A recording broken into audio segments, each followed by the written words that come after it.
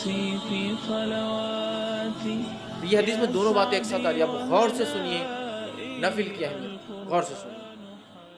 نبی اکرم صلی اللہ علیہ وسلم فرماتے ہیں، اور بخاری کی یہ روایت ہے، اللہ تعالیٰ فرماتا ہے، حدیث قدسی ہے، اللہ تعالیٰ فرماتا ہے جو شخص میرے دوست سے دشمنی کرتا ہے میں اس کے خلاف اعلان جنگ کر دیتا ہوں۔ کیا فرمایا اللہ تعالیٰ؟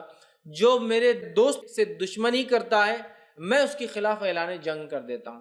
مطلب جو اللہ کے ولی ہوتے ہیں، اور یقین اللہ کے ولی ہوتے ہیں، اللہ کے دوست ہوتے ہیں، یاد رکھیے اللہ کے ولی ہوتے ہیں، تو اللہ تعالیٰ فرما رہا ہے جو میرے دوست سے دشمنی کرتا ہے، اور اللہ کے دوست کون ہے؟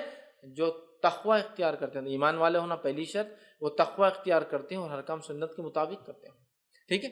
تو بہرحال ورنہ میں اس لیے کہہ رہا ہوں اللہ کے دوست، ورنہ ہمارے پاس جو سنت کی مخالفت کرتا ہے، نماز کبھی نہیں پڑھتا، تقوی تو ہے ہی نہیں دور دور تک، اس کو ولی مانتے ہیں، اس لیے میں وضاحت کر رہا ہوں۔ ایمان والا جیسا حق ہے، تقوی اختیار کرنے والا انسان اور سنت کے مطابق اعمال کرنے والا۔ تو بہرحال اللہ تعالیٰ فرما رہا ہے جو میرے دوست سے دشمنی کرتا ہے میں اس سے اعلان جنگ کرتا ہوں۔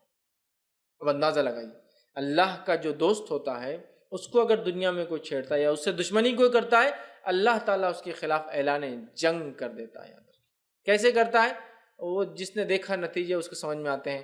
انبیاؤں کے ساتھ جس نے برا سلوک کیا ان کے نتیجے دیکھ لیجئے، صحابہ کے ساتھ جس نے برا سلوک کیا کیسی کیسی موتیں مرے ان کی زندگی دیکھ لیجئے، سلف صالحین پہ جس نے ظلم کیا ان کی زندگیوں کا مطالعہ کرے، خاص طور سے ان کی موتیں دیکھے، اور اس کے بعد معصوم مسلمانوں پہ جس نے بھی ظلم کیا ان کی زندگی کی حالت دیکھے، آپ کہیں گے واقعی میں اللہ تعالیٰ کیسا بدلہ لیتا ہے۔ چونکہ اللہ تعالیٰ جب دشمنی لیتا ہے اس کے خلاف تو وہ دشمنی واقع میں نبھاتا بھی ہے، سمجھ رہے آپ بات کو؟ ہر طرف سے اس کو جو ہے چت کر دیتا ہے اس دنیا کی زندگی میں۔